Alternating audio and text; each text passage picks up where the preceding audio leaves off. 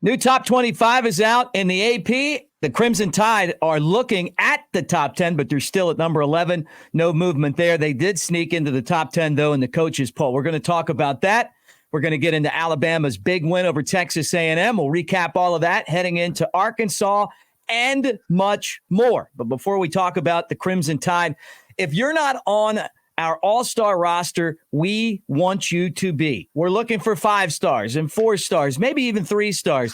Chad and I are a couple of 2 stars, but we work really hard to earn our spots. So if you're one of us, hey, you're welcome here as well. But join right now. This is Bama Tailgate Daily on the Bama Tailgate YouTube channel.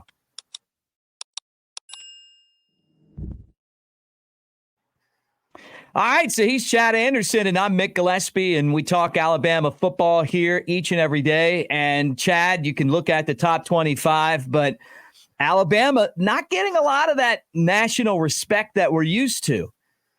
No, and by the way, wasn't D'Amico Ryans a 2 or a 3 star? So I'll take that. If you're calling us D'Amico Ryans, I'll take that.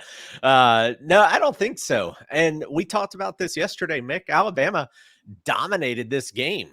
Start to finish, they dominated the game. A&M didn't really ever get anything going. First drive of the game was scripted, and so they moved the ball, and then Alabama came up with a nice stop. It was just Alabama gave A&M pretty much everything that they scored off of. They set them up a couple of times with a short field. They had a turnover. They just had a dumb penalty that we're going to talk about that took a touchdown off the board. So to me, Alabama dominated the game, but the vibe from the national media was that this was a fight till the end, and it was, but Alabama should have won this game by a lot more than they did. Yeah, I agree. It was a fight to the end because of that penalty and some other penalties. But at the same time, saw Nick Saban in the postgame press conference. He was as excited as we are right now because this team is starting to turn the corner. And you can tell, even with the penalties, the pre-snap penalties, it's a really loud environment. It's the loudest environment they're going to play in. I know Auburn's going to be tough as well. But when you look at the top 25, look, I get it. I honestly, as a guy who has nothing but love for number 3, the real number 3, Dale Earnhardt, Talladega, NASCAR champ. This is the perfect spot to be in. You're kind of at either the back end of the lead lap or you're the number 1 car in the second lap, but you're there in the middle of the race, you're drafting along, and then you're in position to make your move and take this thing and win. And all you got to do is get to Atlanta, and then the rest is just in front of you. And I think Alabama, and we're going to talk about that a little bit today and then more during the week, but Alabama definitely has their destiny in their hands now after that win over Texas A&M. But when you look at the rest of the teams, Chad, Georgia's number 1. They've won back-to-back championships, and they're undefeated. So you get that, the longest winning streak in the nation. Everyone's talking about how good Michigan is. Michigan is a good football team that's played an awful schedule, but they're undefeated, right? Ohio State is a team that's played a tough schedule. They had a rough match against game against Notre Dame. They ran into a tough Maryland team and struggled in the first half, but came back, took advantage of Maryland penalties and turnovers and won. Florida State, they beat LSU, and they're a good football team. Oklahoma just beat Texas. They've got to be up there. Penn State's undefeated. Washington is one of the best teams in the country. Michael Penix Jr. might be my favorite player that's not on Alabama's football team. Love that guy. Bo Nix and Oregon, they've won some big games, including going down to Texas Tech. Texas beat Alabama, okay, and they barely got beat by Oklahoma, so I get it that they're the first one-loss team in the top 10, the only one ahead of Alabama. And then USC, even though they don't play defense, they won a game in triple overtime against Arizona, so they're still undefeated. And then you got North Carolina behind Alabama, but it makes sense. It's not like Alabama's being snubbed at all right now. No, they're not. I mean, it's basically what it should be. You could make a couple of arguments. USC has also played no one. When you look at their schedule, and they've struggled. I think USC, if you're looking for frauds amongst the top 10, It's the most They're obvious writing one, bad right? checks. Are they writing bad checks? They've got so many post-dated checks, man. Like, I mean, they got to pay the piper at some point, and it's coming due because they go on the road to Notre Dame this coming weekend. They still have Oregon on the schedule. They still have Washington on the schedule. They still have Oregon State on the schedule. They still have Utah on the schedule. They have UCLA. I'm going to say it now. As bad as their defense is, and as much as they rely on Caleb Williams, which I understand why you rely on that guy, but USC could end up with 4 losses this year. They're a team that could easily end up with 4 losses. There's just nothing impressive about them and what they do. So, but yeah, I mean, and the top 10 will also work itself on out. On defense, you got they're impressive on offense. Yeah, for sure. Also, if you look at the rest of the top 10, there's a lot of things that are going to work itself out. I mean, Michigan, Ohio State, and Penn State are all in the same division. Oregon plays Washington this coming weekend. That's where game day is going to be. Oklahoma and Texas are probably going to play again. So a lot of these things are going to shake themselves, but it's I think it's pretty accurate at this point. But USC is the one, I guess, that bothers me. Maybe they deserve the 10 spot, but I don't know. They're just not a top 10 team the way they play football. You're not believing, but you're right. Michigan, Ohio State, Penn State, they're all going to play each other. Yeah. Florida State might have an easy ride. They will play Miami. It'll work itself out. Look, if Alabama just keeps doing what they're doing right now, they'll be fine. The bottom half, behind Alabama, you talk about North Carolina. They've got a good quarterback, but the ACC's better this year. Ole Miss, Alabama beat them. They're up 3 spots. Louisville, after their win against Notre Dame, and it wasn't even close. Coach Brom can get it done, man. I mean, he did it at Purdue, and now Louisville is 6-0, and they're a good team. They are a good team. They're up 11 spots. They make the biggest jump in the poll. Oregon State stays the same. Utah, a couple spots up. Duke, a couple spots up. They barely lost to Notre Dame, and that was because Riley Leonard got hurt. UCLA, the same. Washington State down 6 spots after their loss. Tennessee, Alabama's got them on the schedule coming up in 2 weeks. They didn't play and they went up 3 spots. Notre Dame down 11 after their loss.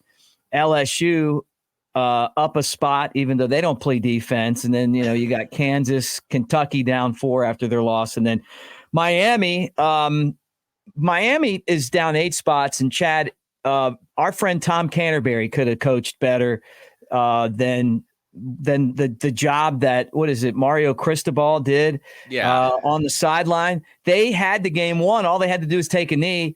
Instead, they ran the ball, fumbled, and then former Alabama receiver Christian Leary catches the touchdown as the clock expires on, I wouldn't call it a Hail Mary, but everyone go deep play, and Georgia Tech beats them.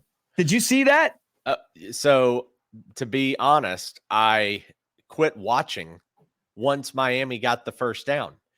I turned it off because logically you just take a knee. This is the same thing we got on to Alabama and Jalen Milroe about after Jace McClellan got the first down, because he threw the ball out to Malik Benson incomplete when all he had to do was take a knee. And Cristobal, though, with the biggest gaffe. And if you go back, Mick, he actually did this 5 years ago. I didn't remember it. He did it as the head coach of Oregon. He could have taken knees, ran the ball against Stanford, fumbled the ball. Stanford got it, go down, kick a field goal, send the game to overtime, and Stanford wins in overtime. So I don't understand how these college coaches, and by the way, I'm up for this job. I've tried to lobby for this job before. I don't understand. If you're Mario Cristobal, I don't know his salary. Let's say it's $7 million a year, something like that.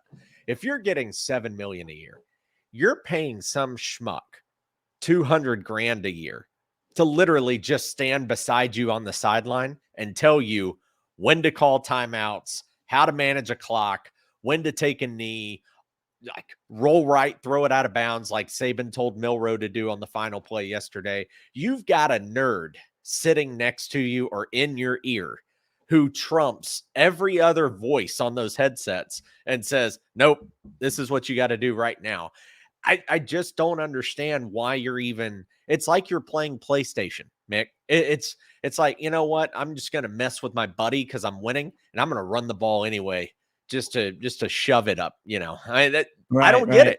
It's just there is no explanation for it. No, Well, it's like a bench coach in baseball. You got the manager, but your bench coach is kind of there thinking about the actual, the game that you're managing players, and you're worried about other things, and then your bench coach is kind of thinking about more of the situational stuff, and is someone to kind of whisper in your ear, "Hey, man, all you got to do is take a knee here," just to remind you, because mistakes happen. We all make mistakes. That one's going to haunt him for a long time, because that Miami team, I think they were sneaky good. They beat Texas A&M, and they just gave one away in a conference that's not very good against a team that's not very good. But congratulations to Christian Leary, who was part of the Alabama program, for making the big catch and scoring that touchdown. That was cool. Here's the other thing where Miami's really going to regret that. And I just found this out yesterday. Miami, Florida State, and North Carolina were all three undefeated. Or I'm sorry, it's Miami. It's not Miami, so they won't care. But it's Louisville, North Carolina, and Florida State. I got them a little backwards. Those three teams in the ACC don't play each other this year. So hypothetically, they could all three go undefeated. But Miami's going to be sitting here kicking themselves too, because a tiebreaker comes into play later in the year. And this game, they're going to point back to it. And that's just brutal. Absolutely brutal as a coach, as a player, as a fan base. That one sucks. Yeah, it sucks. So that's the top 25 poll. All right, let's get back into yesterday's game, because come Monday, it'll be all right. That's what Jimmy Buffett said. Come Monday, we're going to be focused on Arkansas, but we're just kind of wrapping things up with this Alabama and Texas A&M deal. And Chad, I want to read some of the fan mail that we got this week, and just kind of talk about it. Richard Storm, 4603. Fire Nick Saban. The old man just doesn't have it anymore. This was his comment this week. The old man still has it. Dynasty's not dead. It's just fine. I'm not saying it's 2018 Tua, but this team is just a different breed of the Saban dynasty and era, and they'll be just fine. Yeah, I think that a lot of these people are like, Auburn fans that just sneak in there. Maybe that's a Texas A&M fan. Yeah, that's definitely a troll comment. All right, here's the other one too this week. This is from Aggie Dub. Laugh out loud, like we care what Alabama thinks about us. You have a running back playing quarterback, and we don't give up rushing yards. Strap it up, boys. A&M is coming to beat the shit out of Bama. With all due respect, gig 'em. It reminds me of Ricky Bobby, where he says, with all due respect, out there to his boss in the pit. And, and the guy says, you can't say that to me. He says, well, I said with all due respect. That means I can say anything I want, right? Yeah. That's what it felt like.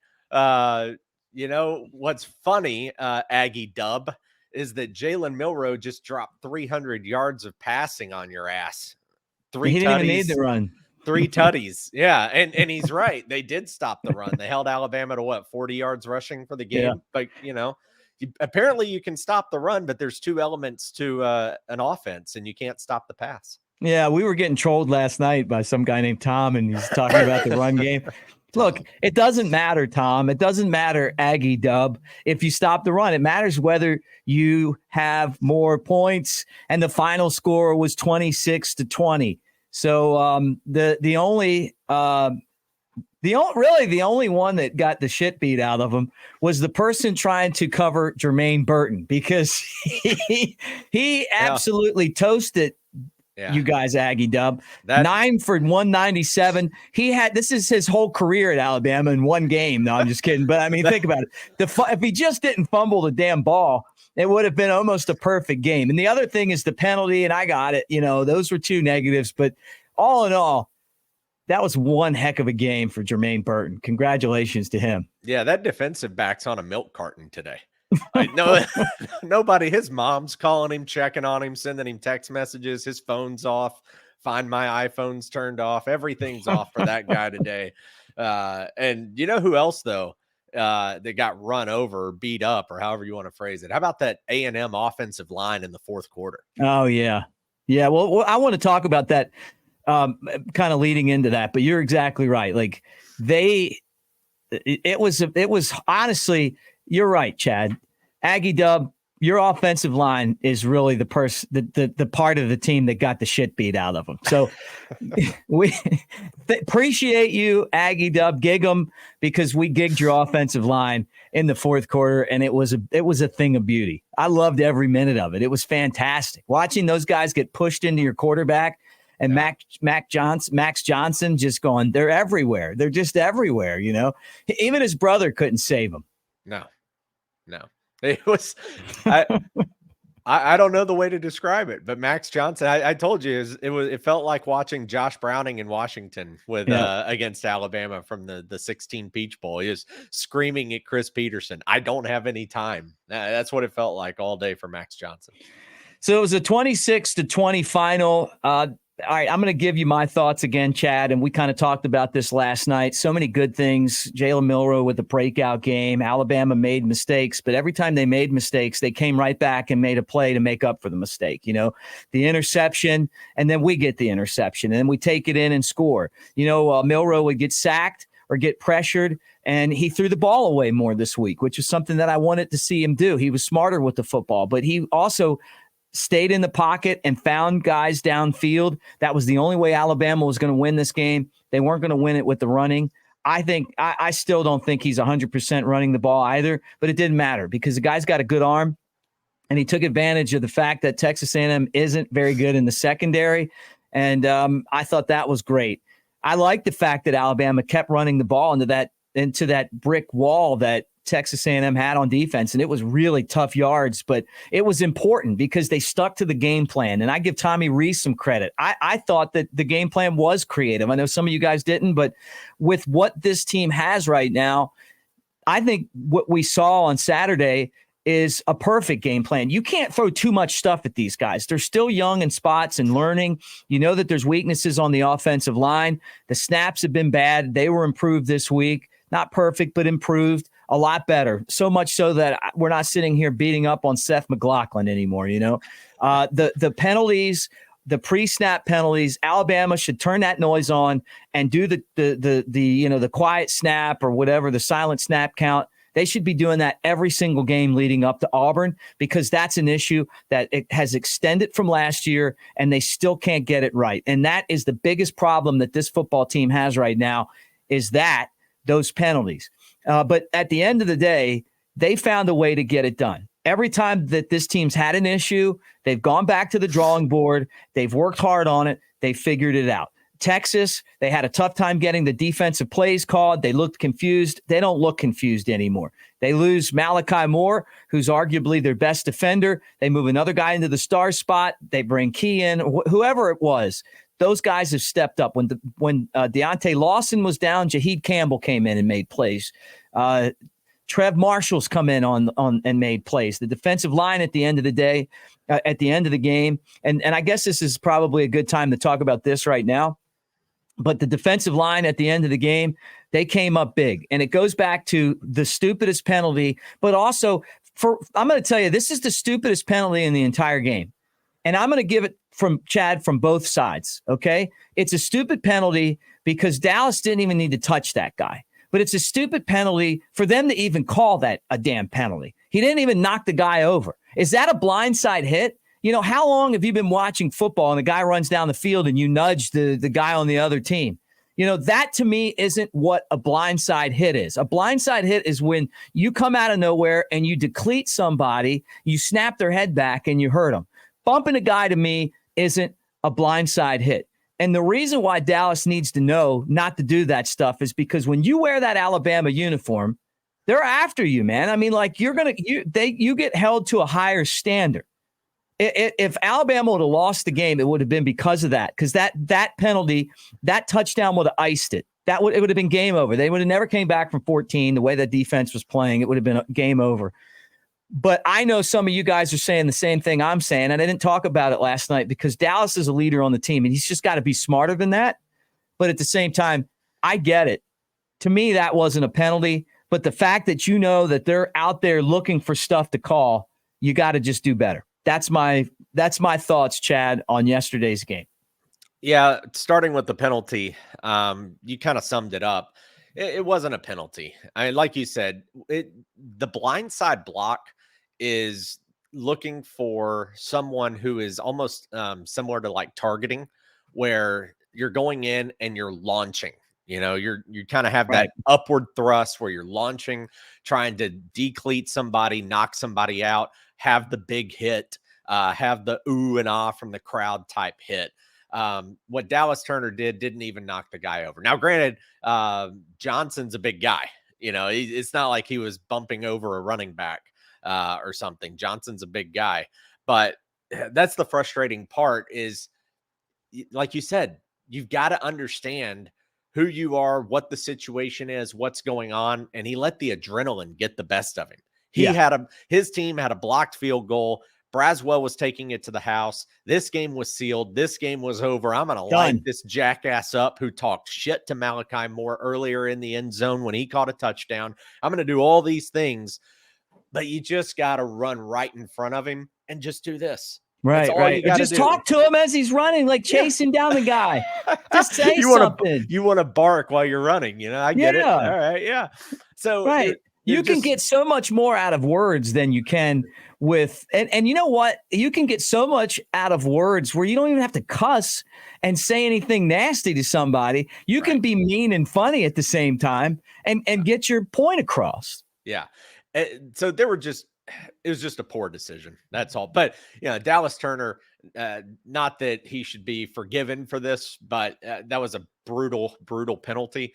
But he also does so much for the Alabama defense and the team in general. You're not over here just crucifying the guy. He's not a guy who's always making mistakes, and then he does this as a cherry on top. So he's very forgiven. Yeah, and after that, frustrating. Well, right, and after that, and hold you're coming right back in with your thought, but I just want to add this to it. I forgot to say this, but after that, the defensive line, they got his back.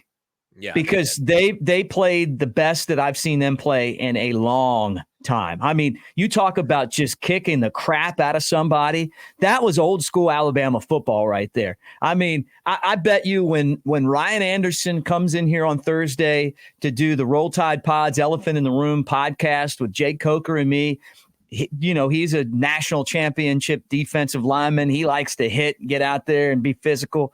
He's going to probably be very proud of the way that those guys played at the end of that football game. That was some mean stuff up front. That was great.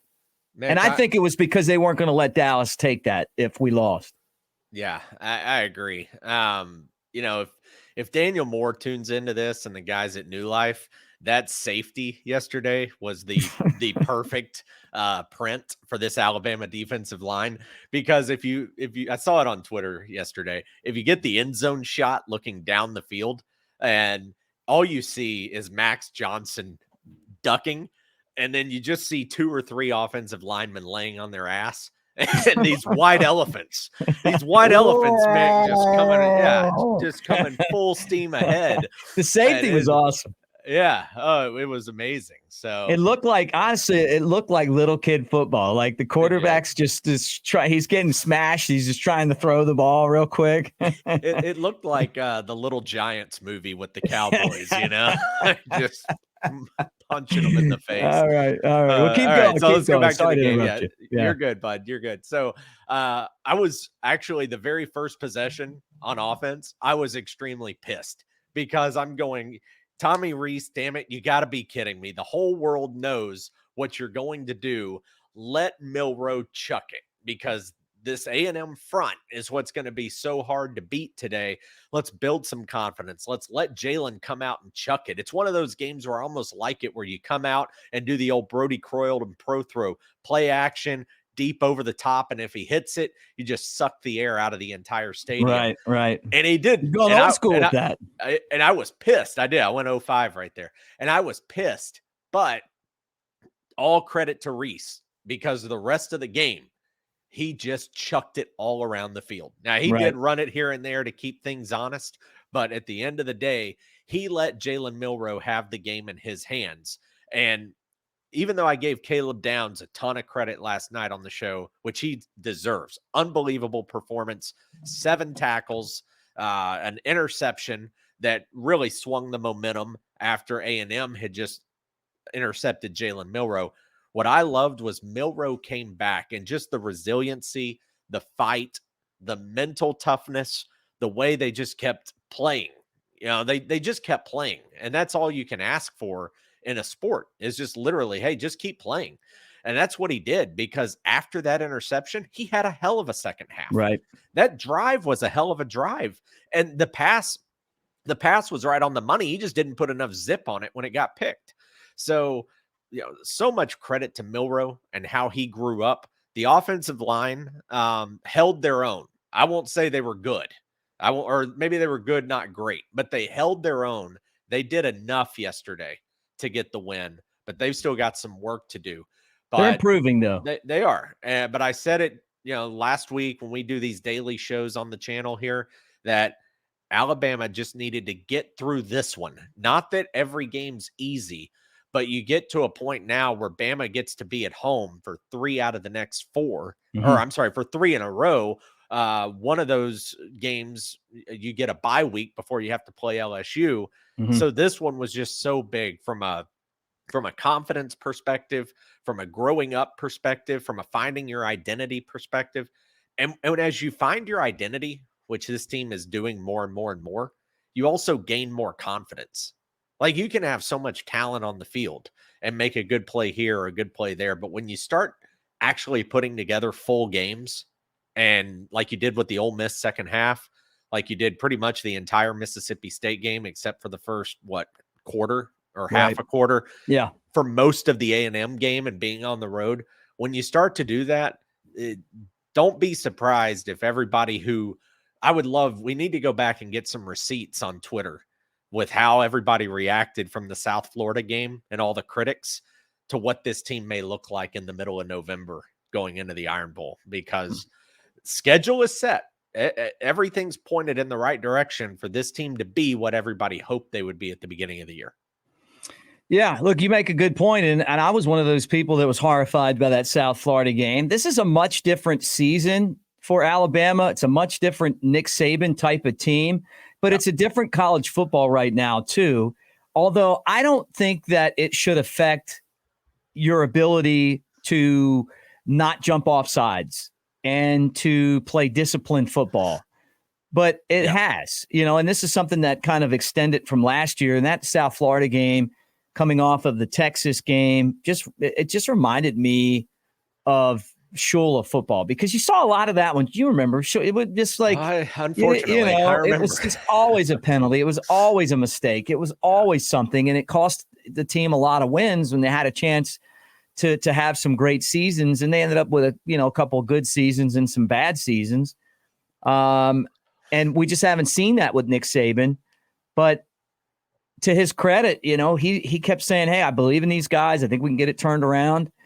And, when you see those guys talk at the press conference and Angry Saban's back, and I thought he was talking to somebody else, but it was me, but I'm coachable, like, I love that, man. Great.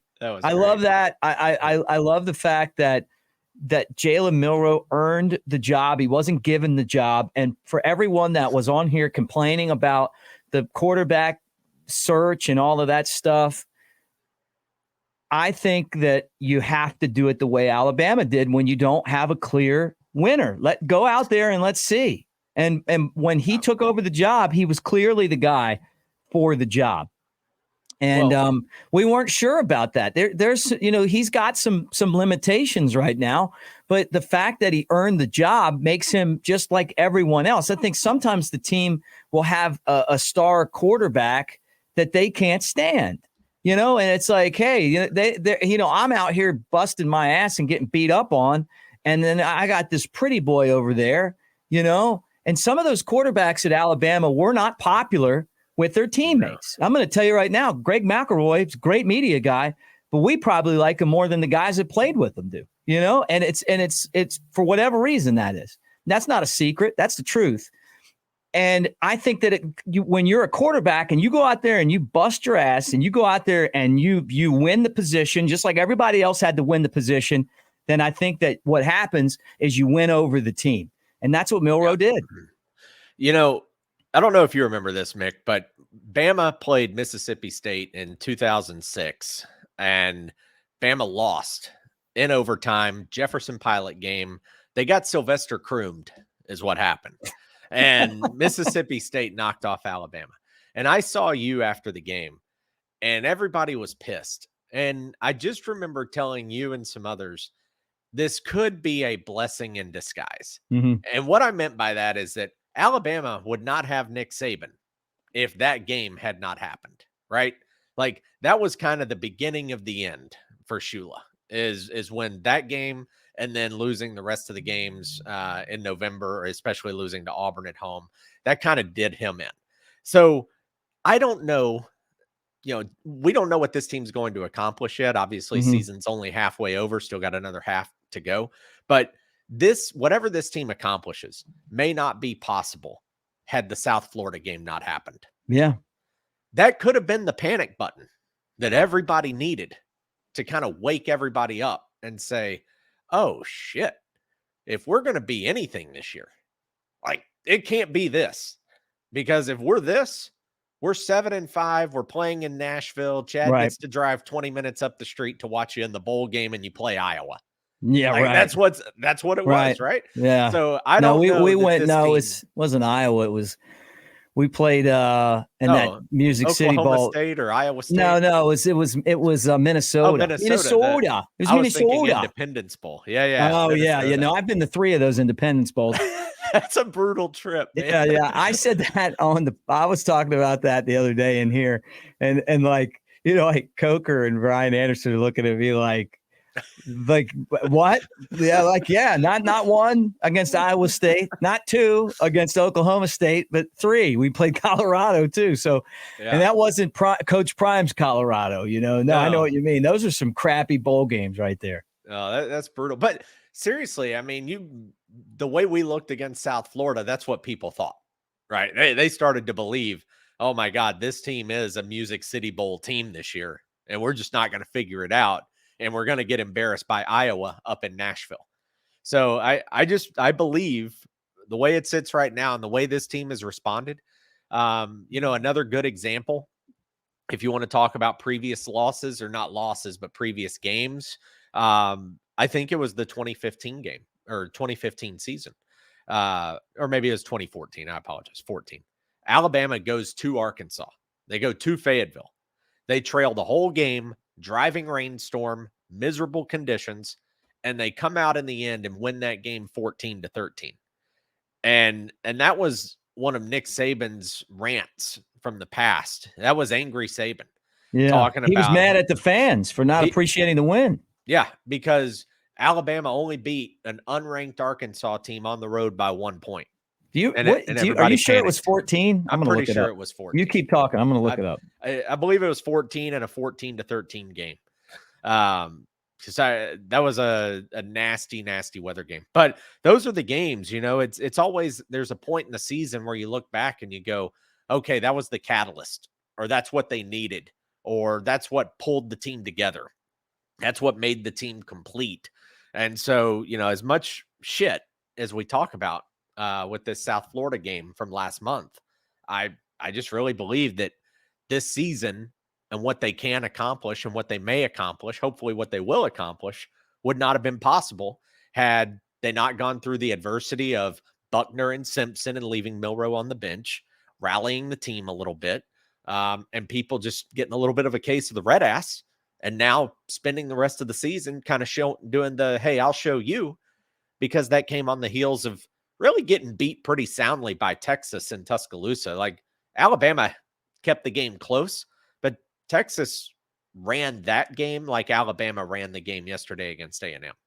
Right. No, I hear you, man. Like, you're right. It was 2014. So what I remember that game clearly. But Alabama didn't win the championship in 2014. No, but Alabama was the number 1 overall seed, and that was the first year of the playoff. That was that the Blake year Sims, that's when we quarterback. lost to Blake Ohio Sims? Ohio I mean, State beat Alabama in the Sugar Bowl yeah, on I in went the to the first round. game with you, didn't I? Wasn't it Yeah. you, me, Yeah. and your friend Ben and my Yeah. acquaintance? Yeah. Me, you, Ben. Felt like somebody else was there. I think Coach made it down from He Michigan. might have. He might Yeah. have. Yeah, that was before my infamous too many bushwhacker That was your broadcast at Floribama. Floribama. It was That was before that. It was before. because All I right, remember got it. I didn't think that Alabama was going to beat Ohio State. I didn't like that team that much. I thought they were okay, but I thought they had limitations at quarterback. I thought they overachieved, remember? And I kept saying that on the way down, and then on the way back, nobody wanted to talk about it. But then it came back the next year and won the championship. I thought 2015 was one of my favorite seasons, going to Glendale and That was great. and having a good time out there and following the team. And I missed the what year was it that Alabama, Amari Cooper lit up Georgia in that SEC championship That was game? 2012. So 2012, I was filling in for Chris Stewart on the Crimson Tide Sports Network, and I was on a plane with Brian Passing coming back from, I think it was Cincinnati. Oh, you were in the Bahamas, weren't you? Oh, maybe it was the Bahamas. You have somewhere, but I was coming back on a plane when that game was happening because I was doing basketball. And when I got on the plane, we were losing. And when I landed, we won. And I was like, man, that's one I would have loved to have been there for, know? So the championship game that year against Clemson was my makeup for that one. That one was an all-timer for me because I ended up with seats. That game was completely packed. Like, that was one of the toughest tickets to come by that I can remember for an Alabama football game. Oh, the SEC game. Yeah, against Georgia. Yeah, Glendale was like $25 because no one could get there. Remember that? Yeah, Glendale was nothing. Terrible. Don't ever play a championship game there again. Yeah, that was nothing. But no, the Georgia game, the SEC championship in 2012, that one, I remember I got stuck sitting in the upper deck in the middle of the Georgia section. And I was sick. I was sick, and I was sitting around a bunch of barking humans. And yeah, you get barked at a lot. A lot. I got a lot of things that day. Yeah, and Georgia, we don't play Georgia enough to kind of have that rivalry. I mean, I know recently Alabama's played Georgia, and that's not going to change either. No, I mean, that's the unless way you see them in Atlanta. Now. Yeah, and so I just remember after that game, like, man, they're fans. I couldn't be a rival with Georgia where you play them every year, because I don't think Alabama fans see it as often, other than recently, of course, with the kind of the championship runs. But God, they're terrible. They're just terrible to sit with. I mean, it was like as brutal as Tennessee and Auburn to sit with. It was up there, man. It was really bad. But I hope we see Alabama and Georgia play this year. That would be a good thing. It would be great. Yes. Well, man, a fun kind of going back over everything. Great win for Alabama. I really felt like this was a big win. I know that Texas A&M wasn't ranked, but they're better than, that they're good enough to be in that top 25, and they just are. They have some weaknesses, and they didn't lose because of their quarterback. If they had the starter that had gotten hurt, I mean, it's not a big drop off. Alabama just found a way to make the plays when they had to. And this Alabama defense to me is great. I just love watching them. And so this was a good win, and it gives Alabama a lot of momentum. And, when we get back on here tomorrow and start talking about Arkansas with the Tennessee game looming, it's going to be Nick Saban's job to keep these guys focused. Arkansas lost again to Ole Miss, but you know what? They fought to the end. That was a close game. They're not a pushover. They're kind of that team. You got it. They're like how Mississippi State used to be, like where they'll beat you if you don't go in there and do what you got to do. They're just annoying. That's all it is. Mississippi State's a great comparison or analogy. They're a game where I've already seen the line. I don't know what it's adjusted to, but it opened up earlier today at 18.5 points. Alabama is a favorite at home.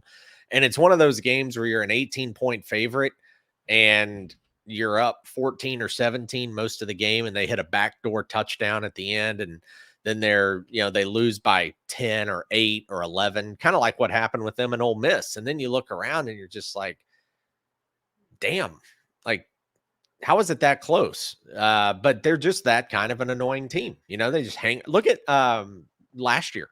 Bama had Bryce Young. You go on the road. It was a better Arkansas team, in my opinion. And Alabama's just smoking them. And then all of a sudden, a few just weird things started piling up, like the punt debacle. Then Arkansas hit a couple of plays. I believe they got an onside kick, if I remember. Sam Pittman's a good coach, too. So you got to be prepared. He's one of those guys that has his team ready. He's a good coach. Players play for him. So they won't lie down by any means. Well, Chad, it was fun. Anything else that you want to say before we wrap it up here on a Sunday? No, just big win. Again, you iterated it. I'll reiterate, is that beating A&M on the road, that's a good thing no matter what. No, they're not ranked.